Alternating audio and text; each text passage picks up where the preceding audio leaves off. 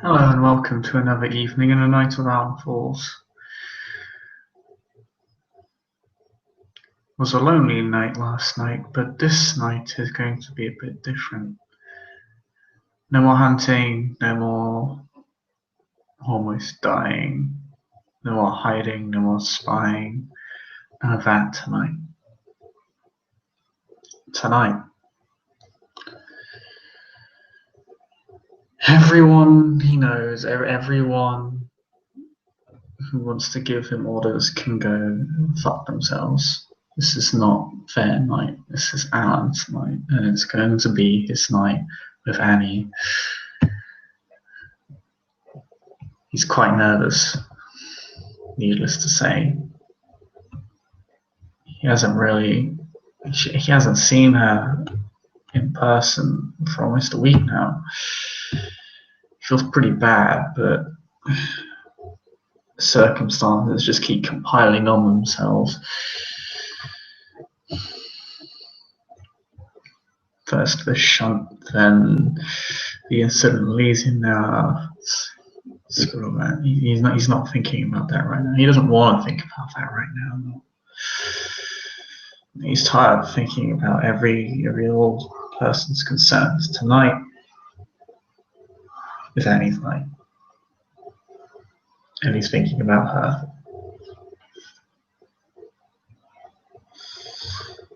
And as he does so, he actually begins to feel a little more nervous, almost childishly so.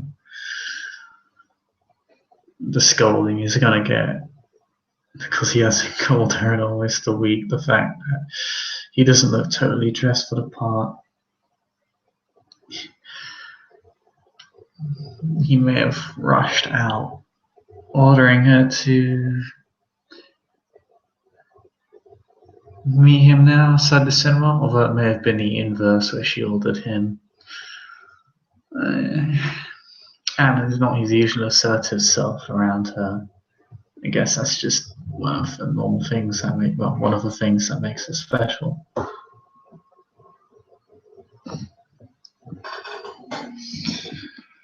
He kind of ends up twitching a smile to that thought.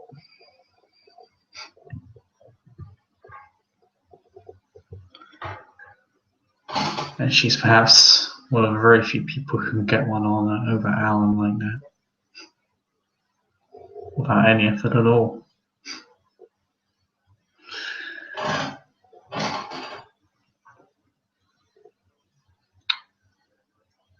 And he just waits a few more minutes, patting himself down. A bit nervous. Again, not the most expensive clothes.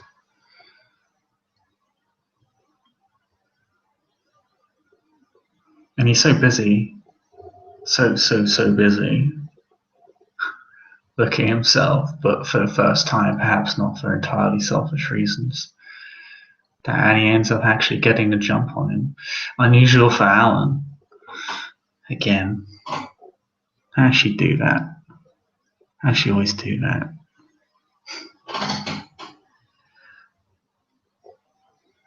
And as he feels a finger tapping on his shoulder, he spins around, seeing the rather petite young woman staring up at him slightly. She's not much smaller than him, but it's enough that it's noticeable to Alan, a source of much teasing and trolling on his part.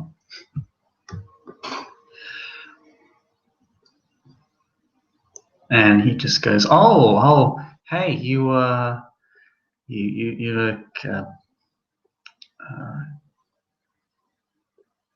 good.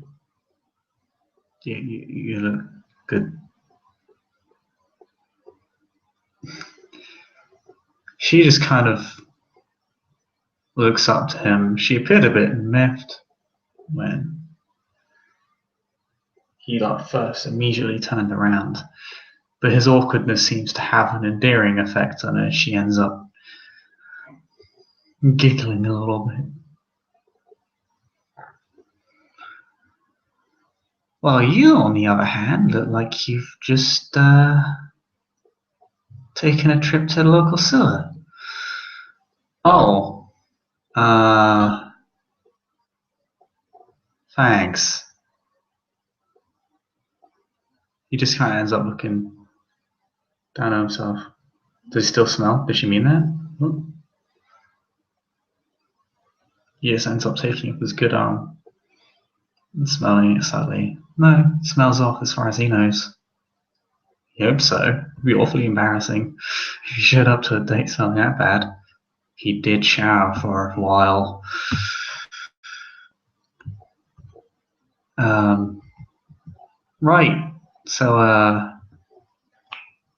how have you been? I'm sorry. I'm sorry. It's just I'm sorry for not calling you. It's just been a really hectic week, and it's been busy, and a lot of new people. Just I've been pretty stressed out, I guess. I'm sorry for not calling you.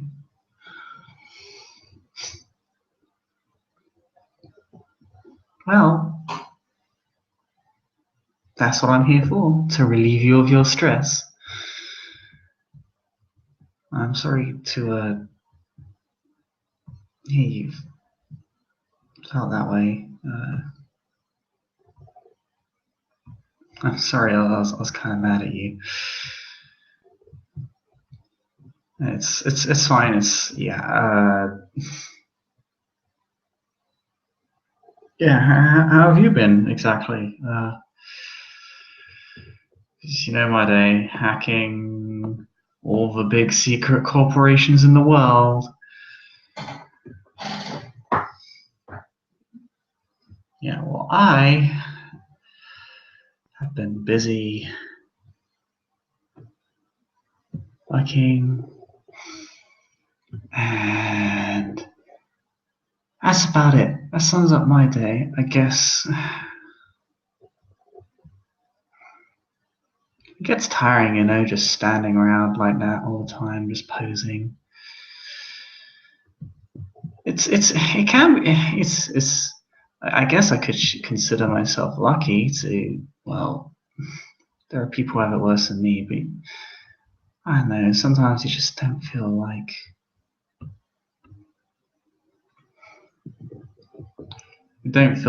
it's what you want to do, right? Yeah, yeah, that's one way to put it, I guess. Yeah. Oh, I work at a fucking private security firm. I know the feeling. I guess that may be one thing we actually have in common. Well, that's a start. Well, I guess we both like movies. Right, yeah. Speaking of movies, do you want to do you want to head in? Popcorn's on me. Oh, why, thank you. You're such a gentleman.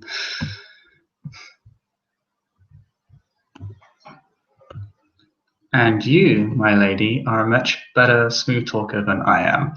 So I'm going to stop talking and go inside, if that's okay with you. Sure thing. And then she grabs him actually by his bad arm, the one which got burnt. He sealed part of it off, but it's still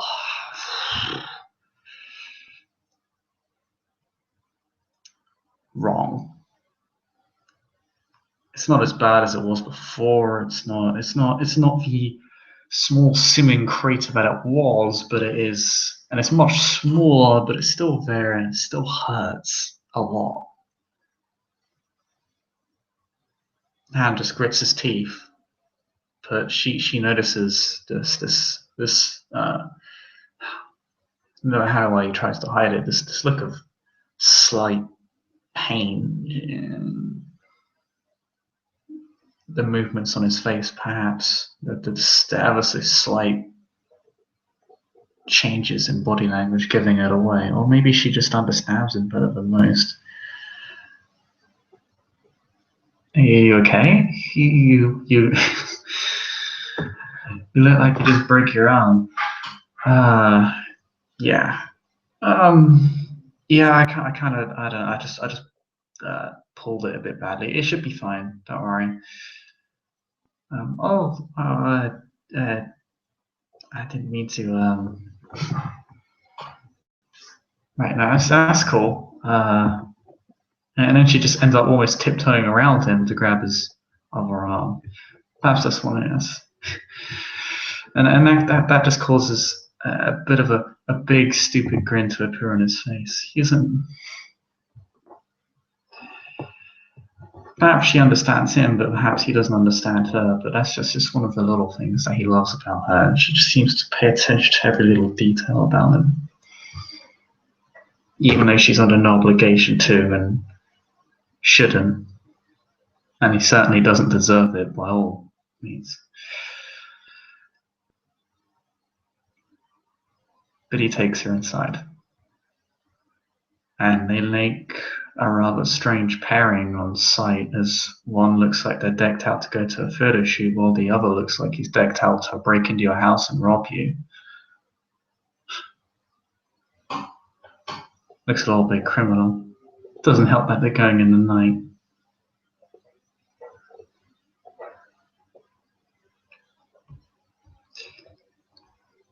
But Alan, out of their own twisted perception, thinks that makes them look a bit cuter together.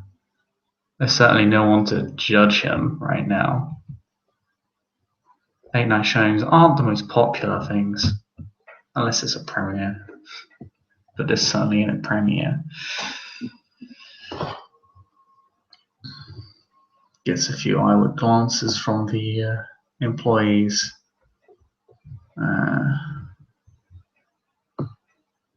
Some green eyes, others judgmental. Some glaze over her. Alan doesn't like that at all. That angers him greatly, but he tries not to show it. He just focuses on her as they make small talk about day-to-day life, awkwardly bumbling around each other.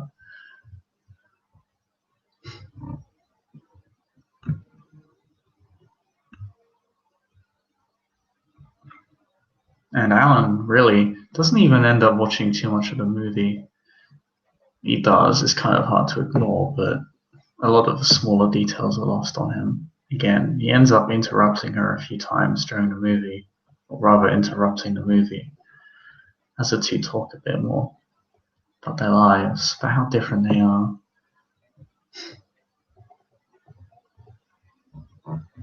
How lucky he is and how cute she is.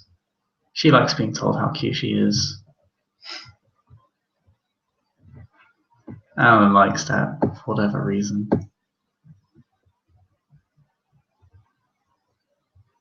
For some reason, it doesn't really make her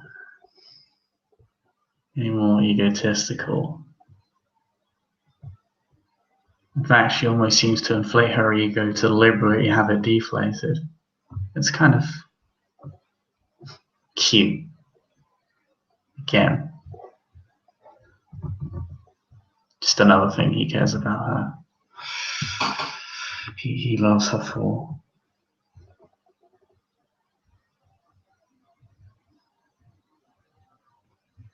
As the movie draws to a close and they walk out the building,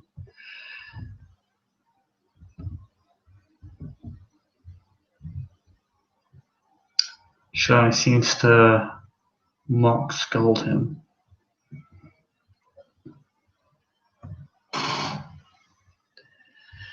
Next time, don't wait a week to call me and get your arm fixed, as she mock punches it.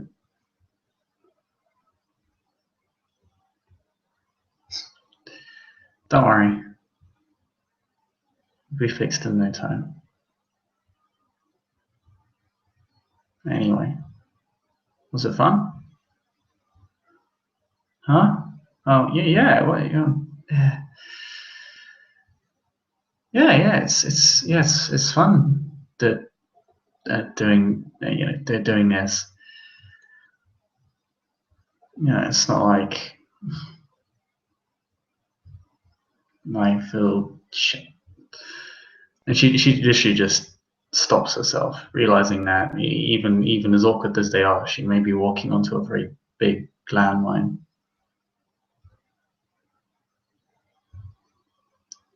But Alan reassures her and says, "Don't worry, I'm not that sensitive. And besides, that's done and over with anyway." Yeah, I wouldn't, I know you may not trust me because of the way we got together, but yeah, it's fine. It's fine. I'm not, don't worry.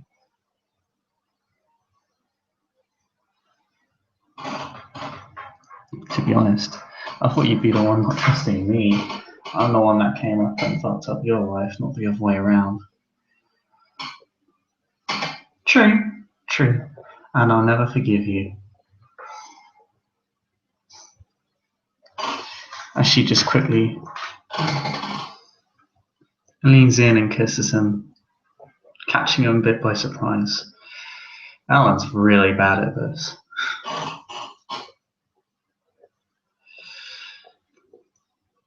Anyway, I'll see you later, and I'll call you tomorrow, but I can't. There's something going on tomorrow. It's pretty important. I won't be around tomorrow, but I'll give you a call. Okay? Okay.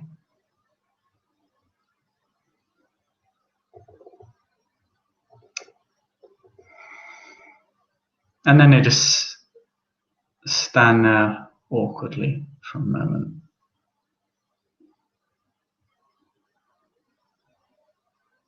I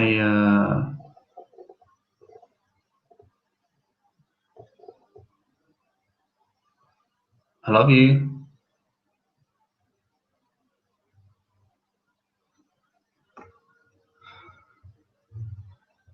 I know. I do too.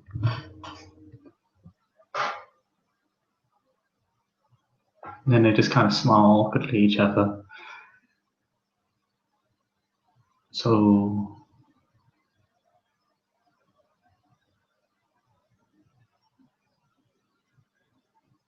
you want to get a drink before we go, or? Yeah, sure. I'd like that. It beats standing around in the rain. Yeah. We really should get out of the rain. It's gonna give. Well, I already got a broken arm. I don't need a cold. And I certainly wouldn't want you getting cold either, as he just attempts a terrible attempt at smooth talking and tries to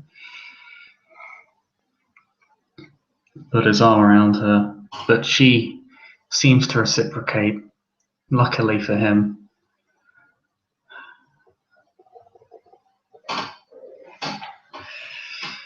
He's fortunate that he's not David Ruby fucked. But that brief flash of kindred thought soon slides away. Again, screw all that. He's not breaking his own promise. Not again. He's not thinking about any of that right now. And he forces himself back to that mindset again. Just being with her. And they catch a drink. It tastes quite nice. All the more sweeter with her around. There's an hour or another passes of them talking.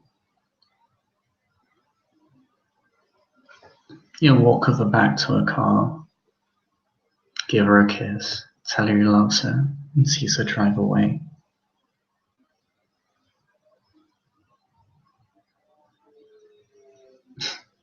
Perhaps the one pleasant night he's had in the past month. And how much longer is that going to last? Fuck.